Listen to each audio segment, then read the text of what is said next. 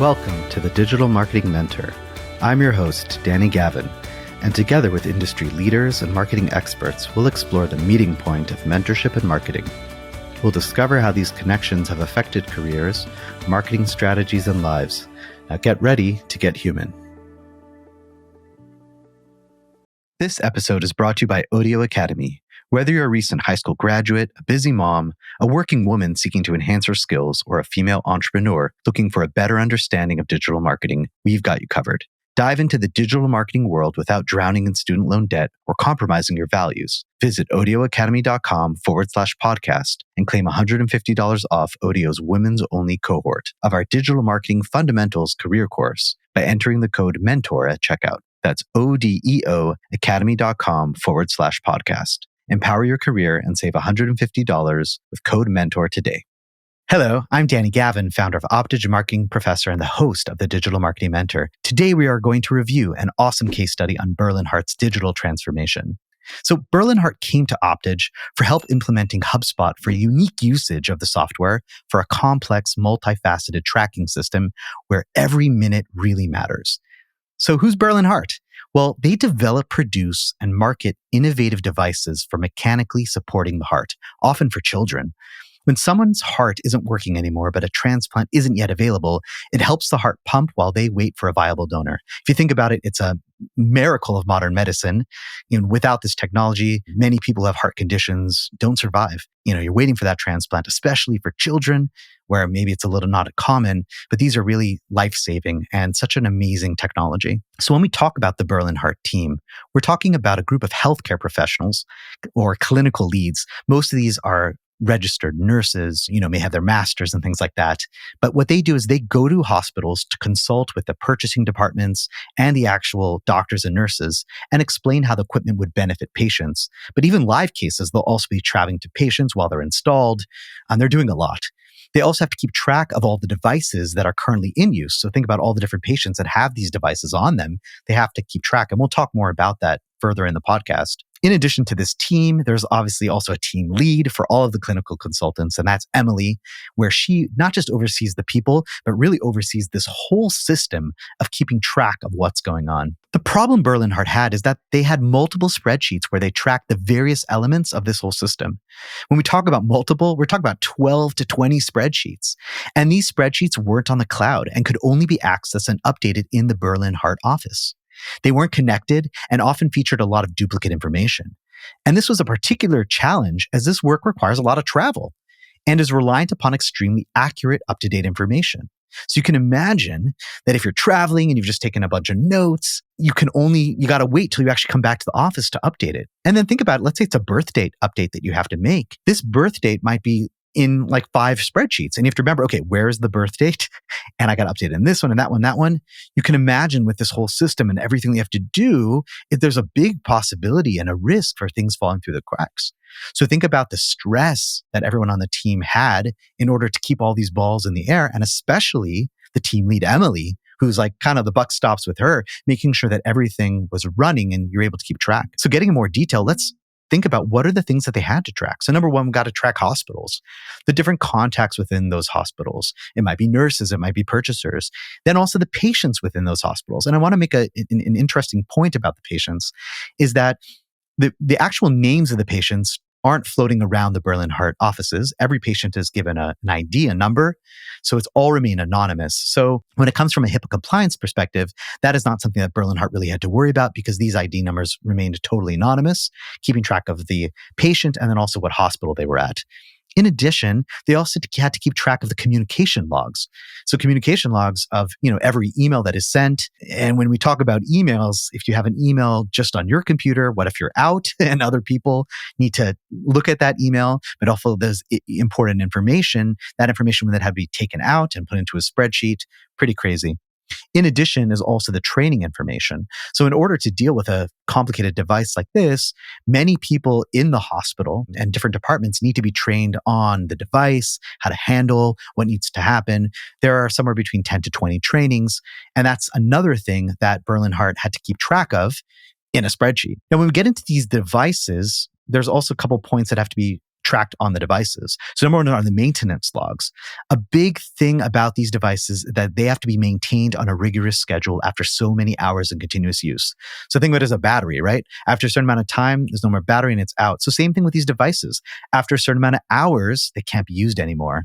So you have to be well aware, like, okay, there's 10 hours left. We make sure that we, send another device and take this one off. In addition, with so many things going around, the location of those devices, as well as which device is on which patient. So there's a lot of things that have to be tracked. So once again, if you step back for a second, imagine a world where there's healthcare, there's lives involved, there are devices, things across the country, and we are tracking all of this within 12 to 20 spreadsheets that I can only actually edit when I get back to the office. It sounds like a train wreck waiting to happen.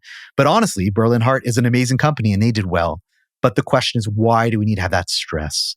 Why do we need to have that extra work? And that's where Hubspot comes into play. At the recommendation of another firm in the medical device space, Berlin Hart found Hubspot as a solution. Hubspot connected Berlin with Optidge to manage the setup and customization of the platform for Berlin's heart-specific needs. And I want to just give a shout out to Optidge. The cool thing is we did such a great job with a different medical device company. The rep at HubSpot was like, ooh, a new medical device company, I'm definitely going to send them to Optidge. And that was how the connection started. What were the needs? HubSpot in general is a customer relationship management system. But Berlin Hart needed it to do more than just manage a list of potential customers. It needed to track hospitals, devices, maintenance schedules, patients, and so much more, all in a secure manner that, most importantly, was easily accessible from various locations. So how do we do more? HubSpot has certain objects as defaults out of the box. These are things like contacts and companies and deals. And these are things that, if anyone opened up a free HubSpot account, they would go in and they could start keeping track of their leads and things like that. However, HubSpot also has a special thing called a custom object. And that is something that you can create and connect to other elements within the database as you define it. So really, it's about taking HubSpot and looking at it as sort of a database management software. So let me give you an example to better understand. Imagine, for example, you have a database of all the players, team staff, and owners in the NBA, and all the relevant details of each element. One of the teams decides to change their name from the Pelicans to the Hornets. Rather than having to find each mention of the team name for each player, staff member, right? Imagine you've got all the players and I have to update. This player no longer is on the Pelicans. It's called the Hornets. Then the next one, and the staff members, right? That's crazy. With an interconnected database, you only need to update the team name in one place, and then it will update across the system for all connected items. And that's basically the power of a database. Now, when we talk about databases, seemingly it's like, okay, you have to know database management, it's complicated. But the cool part is HubSpot has this database power, and you can customize yourselves. Are you looking for a career path that is flexible, satisfying, and well-paying? Do you have a knack for psychology? You're good with words, and you're fearless when it comes to tech.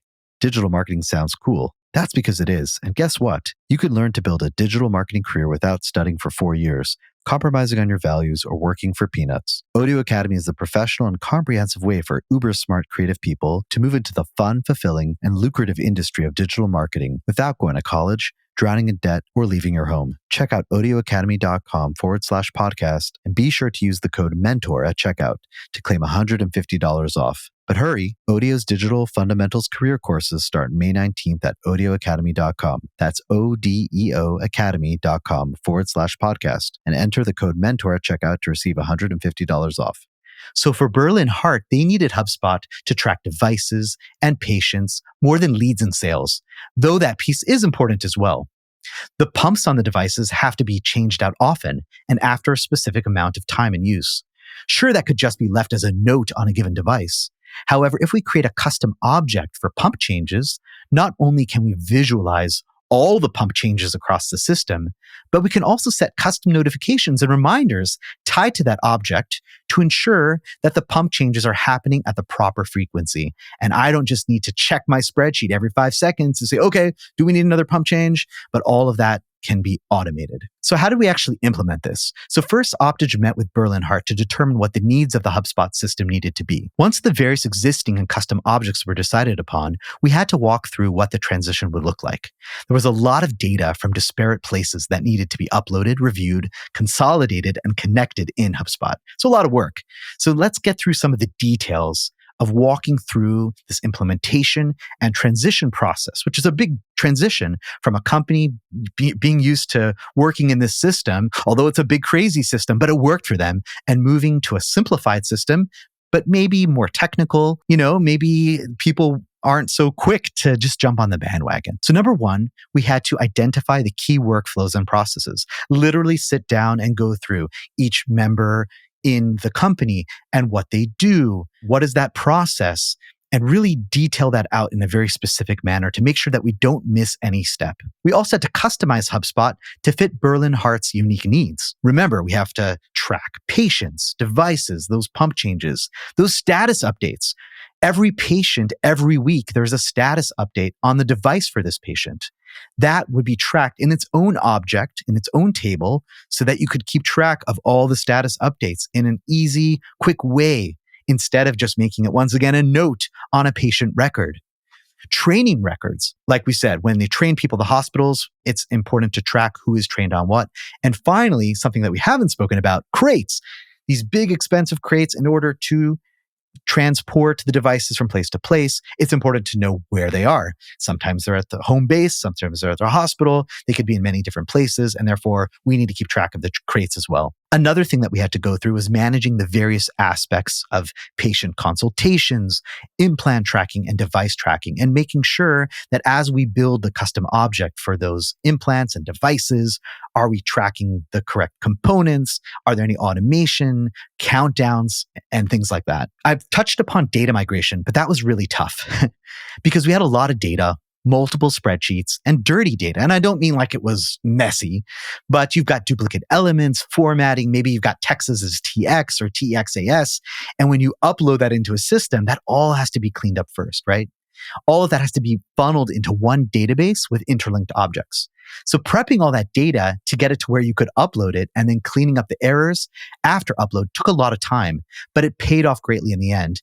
And that's another really important thing that people have to think about, that when you're moving from one system to the next, there's always going to need to be that data cleanup. And who's going to do that data cleanup? Is it going to be internal? Is it going to be your vendor? But that's something that time and effort you have to keep track of. Finally, the most crucial part of the implementation is the importance of training and user adoption in successful CRM implementations. We know that you could have the best software out there, the best system, but if people aren't going to use it, if they're scared of using it, if they're going to reject it, then what's the whole point? And many people say it's 50 to 75% of the battle. So how did we deal with this? So part of the training was just sitting in a room with everyone, with all the different people who are going to be using the system and going through each step of the process. Everyone has their laptops out so they can do it for themselves while learning about it. In addition, a couple weeks before we imported that final data, we gave it to them as a sort of a playground to see how it works, without the stress of messing up a given field or messing up a record or deleting something. And that is so, so helpful. So even though it's a little bit tedious, where, okay, I'm doing my day-to-day work and I need to update the spreadsheet and then also go into HubSpot, but this really allows the user to start to get comfortable with it, really iron out any kinks that were in the process that we didn't catch, right? So it lets us work out a lot of those tiny details that might be better set up in a different way. And it's extremely helpful in getting the users to want to adopt that software, to adopt HubSpot, and to get rid of their old methods. So how did this migration and digital transformation for Berlin Hart actually go? Well, let's hear it from them. I'm going to read off a testimonial that they wrote after the implementation. Seeing everything in one place allows for more efficient workflows in our office. It allows for our small team who travels a lot to stay on top of patient requests and accounts, even when we are not in the office. The real-time information sharing allows us to better navigate our dynamic environment. And you know what? We also asked them, what was the most appreciated piece of implementation and customization? So they answered, "It truly meets our needs thanks to your help in building a tool for us. The device tracking element has been the most exciting for my team because it takes the responsibility of the tracking off of one person's plate, and the whole team is becoming competent in this task. We are very excited for the continued opportunity to integrate HubSpot into more of our operations." So the great part is there was a phase one, but there can be a phase 2 and 3 as everyone gets comfortable with the system. They are able to look at other areas of the business that maybe they can now move in to HubSpot to really have that one-stop shop of everything that you need in order to be very successful with their goal of prolonging people's lives who have heart conditions. The key points that I want you to take away from this episode. HubSpot is extensively customizable for a variety of use cases. You just need the right partner to create the right objects, alarms, and connections to make the system fit your needs.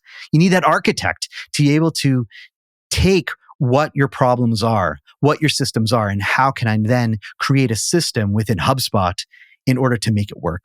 Number 2, within HubSpot, custom objects can do some major heavy lifting. We're not limited to just those typical CRM fields, but there are custom objects or databases that we can build that really changes this from a CRM to a business management software. Finally, we have the technology. Things don't have to be managed in a dozen different places with all of the data management relying on one member of a team. This information can be stored, updated, accessed, and exist in a very secure space simultaneously. So I want to encourage you to reflect on your own digital marketing tools and strategies and think about what are the things that you can automate? What are things that are taking you time? And are there systems and processes out there that you can really transform by using a digital tool that will help you be more effective, efficient, and get your goals done better and a lot quicker? Thank you for listening to this very special office hours episode of the Digital Marketing Mentor podcast. If you have any questions about HubSpot or digital transformation, feel free to reach out to me on LinkedIn, or you can always reach out to my team at optidge.com. I hope you have a great day, and I look forward to speaking to you next time. Thank you for listening to the Digital Marketing Mentor podcast. Be sure to check us out online at thedmmentor.com and at the DM Mentor on Instagram. And don't forget to subscribe on Apple Podcasts, Spotify, or wherever you listen to your podcasts for more marketing mentor magic. See you next time.